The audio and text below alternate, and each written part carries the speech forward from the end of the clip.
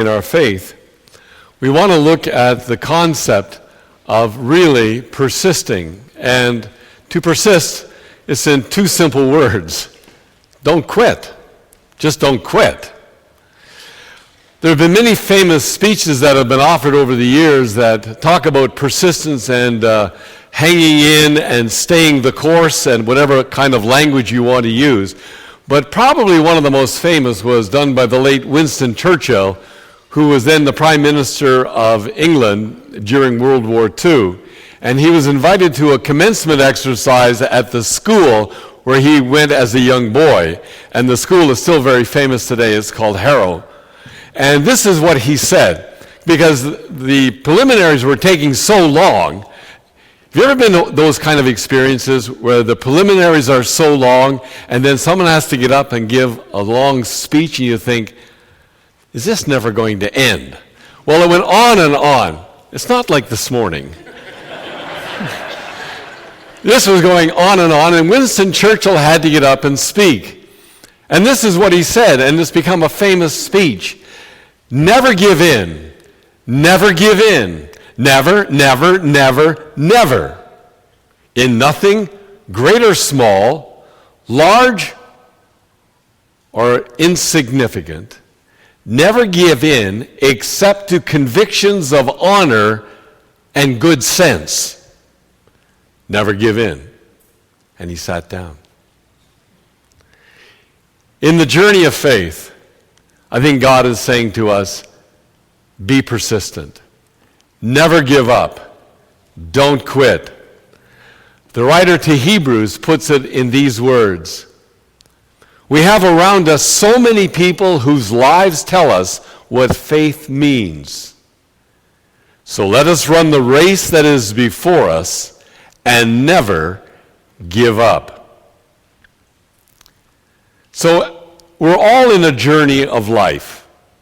And as followers of Jesus, this is a journey of faith. And God says, I really want you to finish well. And so if we're going to finish this journey well, there are a couple of things that I think will be really important for us to know as we are in this journey day by day. And the first thing we need to do is to begin by removing distractions in our life that can hinder us on this journey. God has a race of life that we're all in, and for each one of us it's a bit different because we have such different personality types. But the writer of Hebrews says this, let us run the race that is before us and never give up. And to do that, we should remove from our lives anything that would get in the way and the sin that so easily holds us back. So we need to think about, are there things that are getting in the way of our life, and is there sin in our life that is actually holding us back from running the race of life that God actually intends for each one of us? So you have a unique race to run. And I have a unique race. But are there distractions that are actually hindering us in this journey? Or are those distractions so great that it would actually prevent us from finishing life well? The text tells us that if we want to finish this race of life well, we need to begin by simplifying our life. You know, people are talking about simplifying our life in a lot of different ways. There's a young woman that's written a book recently, and she talks about how to actually organize your life and simplify it. There was a book written a few years ago on finding 7 essential things. So imagine this. Could you find only 7 articles of clothing that you would wear? Could you find 7 types of food that you would only eat? And so some have actually been trying this. And the list goes on and on. People are saying, we've got to downsize, we've got to simplify our life. God says, I want you to get rid of baggage.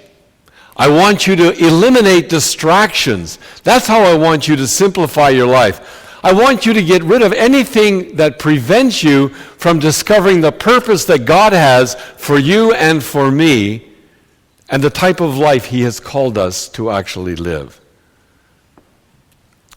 And so the scriptures tell us that one of the greatest distractions in life can be your past. Have you ever thought about that? That your past can actually hold you back. In some ways, it puts us down. For some people, they're still living in the present moment with all kinds of guilt over things that they have done in the past. For others, they are carrying resentment from things that have happened to them in their past. Some people are actually filled with shame because of who they are. And that is holding them back in this race of life. And so a lot of folks are carrying really heavy burdens. And as long as we hold on to our hurts and our guilt, we're going to be carrying excess baggage. Are there people that we refuse to forgive for what they have done to us?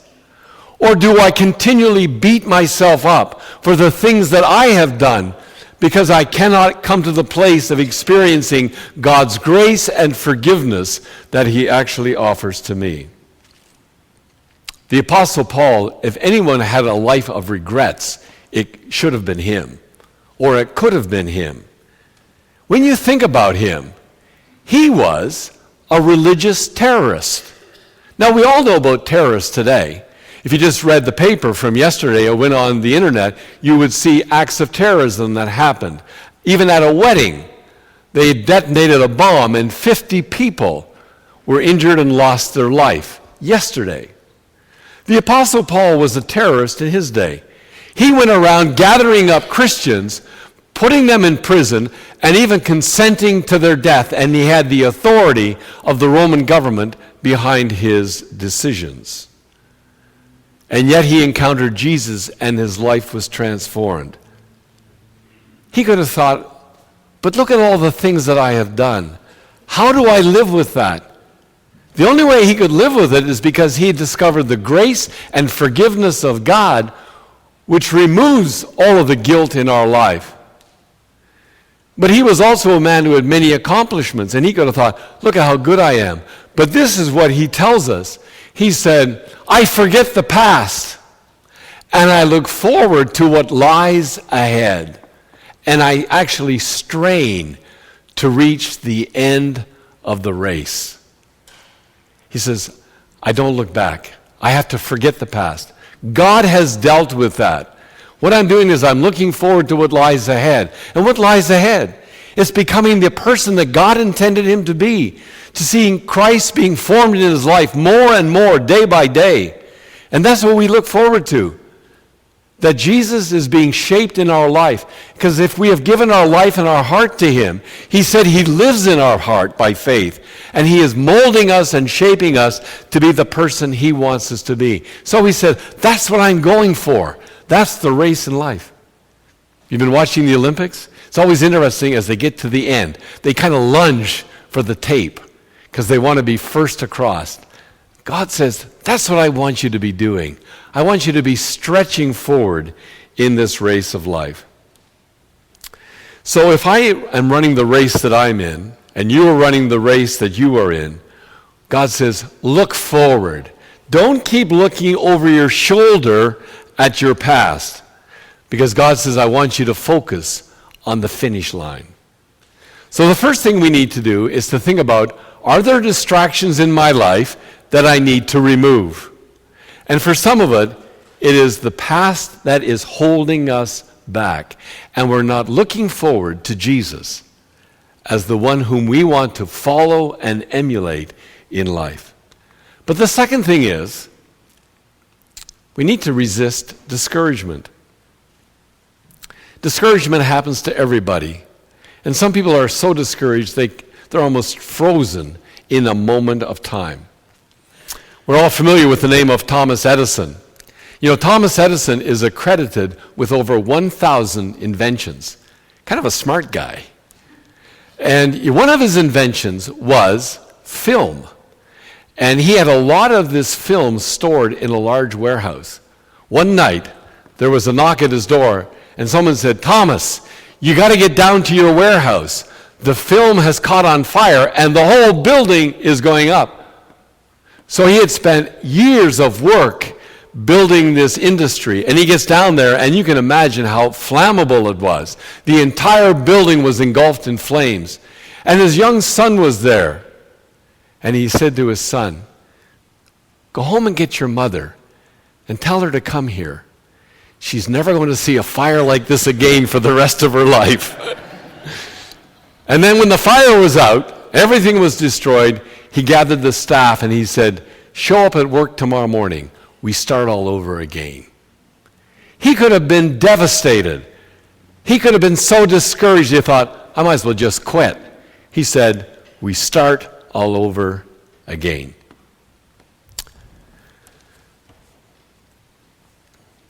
People can be discouraged for a lot of different reasons. Maybe some of you this morning it's because of your health, or you're in financial straits, or relationships that are fractured, or a job that is so demeaning and discouraging for you at this moment, or projects that you've been working on and you know they're never going to come to fruition, or whatever it might be. Or you've just been really trying hard and it's not seeing much evidence. We can choose to be discouraged because discouragement is a choice. And God says you can resist it or you can fight it. You can either resist discouragement or you can fight it. And then some people say, "Well, I guess I'll just be discouraged." You see, discouragement is really the opposite of faith. For many people, they look at circumstances and situations and we hope that that will make us feel good. And if the circumstances are not what we wanted, then we think, "I'm going to feel bad." Or we can choose to do something different. In the midst of all the circumstances of life, I can either focus on those circumstances or I can look to God and remember the promises that He has made. And over these past 7 or 8 weeks, we have looked at numerous promises that God has said that we can walk by faith if we will trust Him. So Paul writes these words in Galatians 6. "Let us not get tired of doing what is right, for after a while we will reap a harvest of blessing if we don't get discouraged and give up." You notice those words? If we don't become tired of doing what is right. I often think it's easier to do the wrong things, but it takes a lot of energy to do that which is right and to do that which is in the will of God. Let's face it. It's easier to be undisciplined than disciplined. It's easier to be selfish than to be unselfish. It's easier to be a codependent than it is to confront someone in love with their behavior or their attitude. And God says if we don't give up, we will reap a harvest of blessing. The last week we talked about a principle in Scripture. It's called sowing and reaping. You will reap that which you sow, because that's God's way. And we know that in the principle of reaping, sowing and reaping, it is not something which is instantaneous. We plant a seed, and then we often have to wait. And so it is in life. We have planted seeds, we have done a number of steps, but sometimes things don't happen immediately. And I think if we're honest, we're a culture that's very accustomed to immediate need gratification. I want something, and I want it now. And God says, sometimes I'm not going to give it to you right now. And we have to ask, why is God delaying? It could be that He's stretching your faith. And God says, in that time of waiting, keep on doing that which is right. Keep on doing that which is right. Because anything that is worthwhile requires a lot of energy, a lot of effort, and it takes a great amount of endurance to hang in there. And so we had a reading this morning from the story of Nehemiah. Nehemiah is an amazing book. I would say it's one of the best books in the Bible on leadership. And Nehemiah is serving in another country, and he knows that Jerusalem is in a shambles, and the walls have been destroyed. Now, in those days, every city needed a wall for protection, a sense of security, and the walls had been destroyed. So anybody could be a marauding army and enter into the city and cause all kinds of destruction. And Nehemiah was compelled by God to go back and help these people build the walls, and he was giving the leadership to that project. And as you read the first 3 chapters, you see how God provides for him one step after another. The king gives him permission to be exempt from duty so that he can go back to the city. The king also gives him letters so he has safe passage. He gives him documentation so that he can get supplies that will be needed for the building of the wall. And so he gathers the people together, and they're starting this amazing project, building the wall around Jerusalem. But as you know, that can be also very discouraging. People started to threaten him. They mock him. They ridicule him. And life is not easy. So for Nehemiah and the people in Israel, they are facing this constant negativity. And if you know what it's like to be around negative people, the ones who always have the glass half full, or is it half empty, right? The half empty people, it can almost become contagious. You can start to become negative in what you are thinking and how you are acting and responding. So in chapter 4, verse 10, it says, the people were becoming tired. The strength of the laborers is giving out, and there is so much rubble, we cannot rebuild the wall.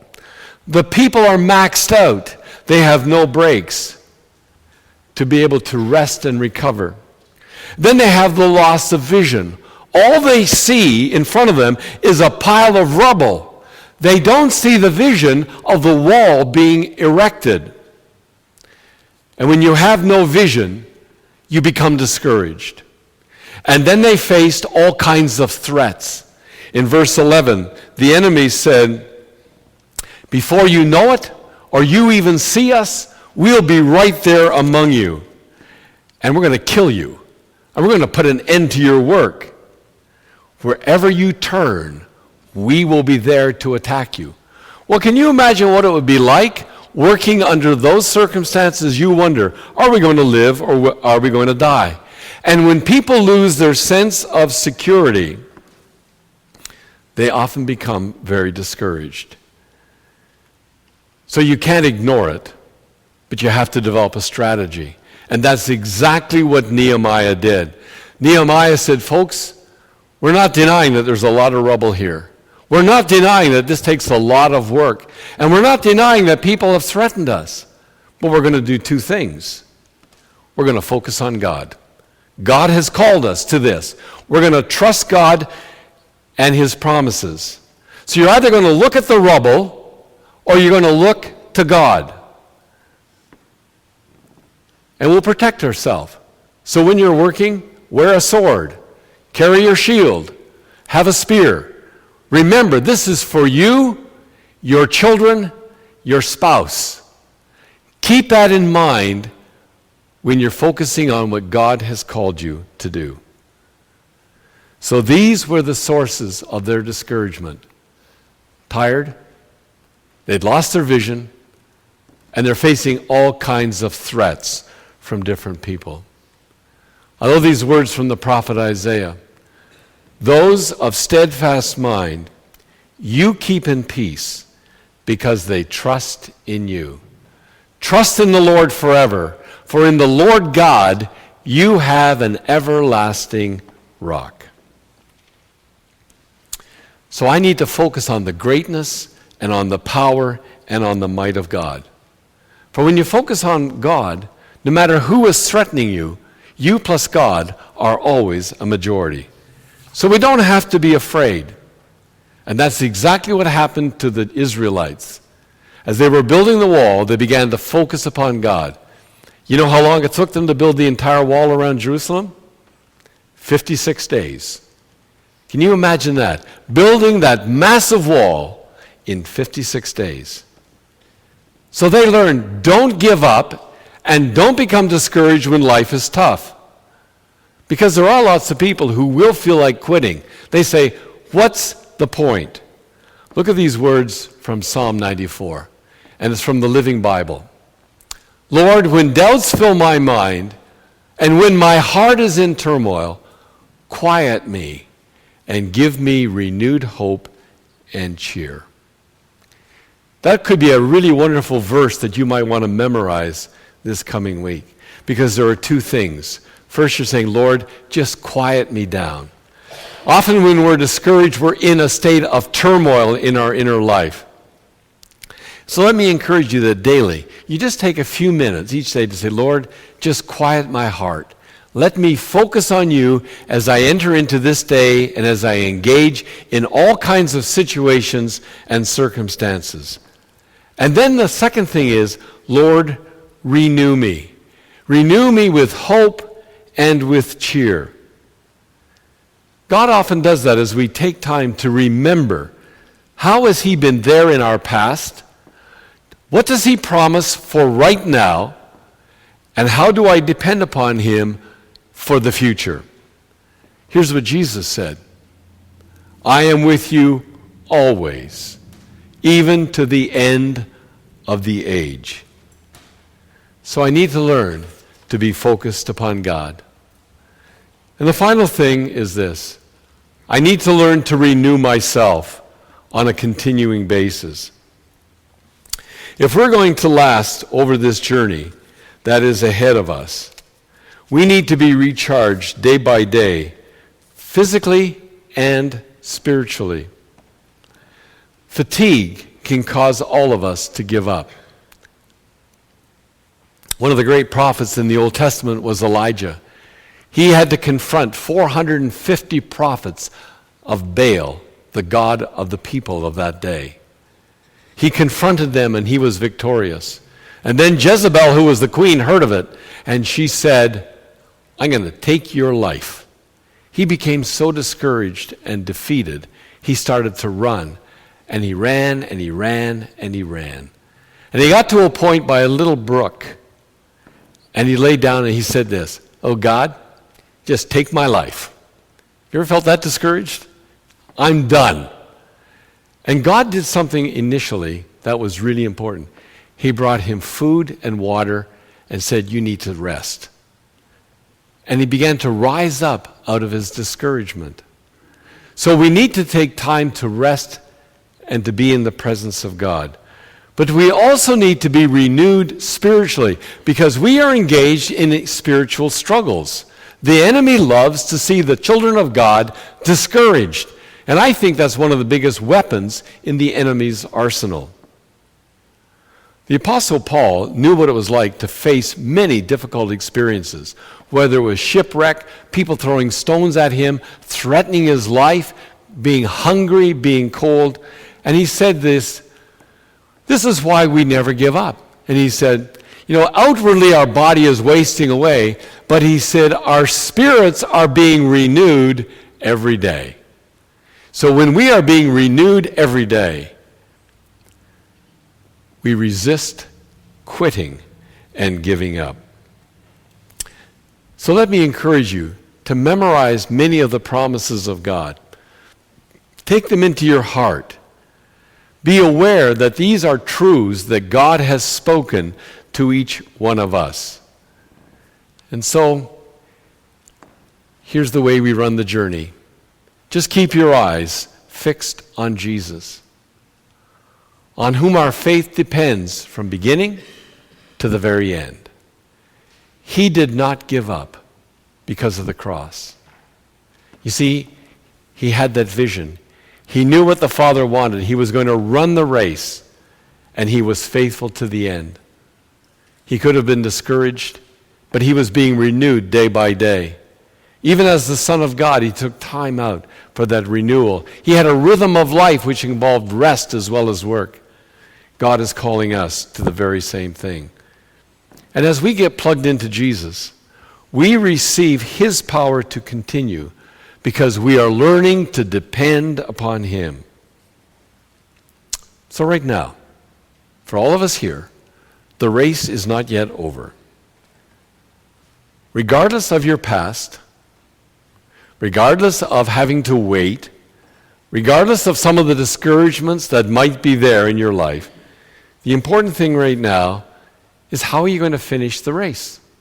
Are you looking down the corridor of time, which is called your future?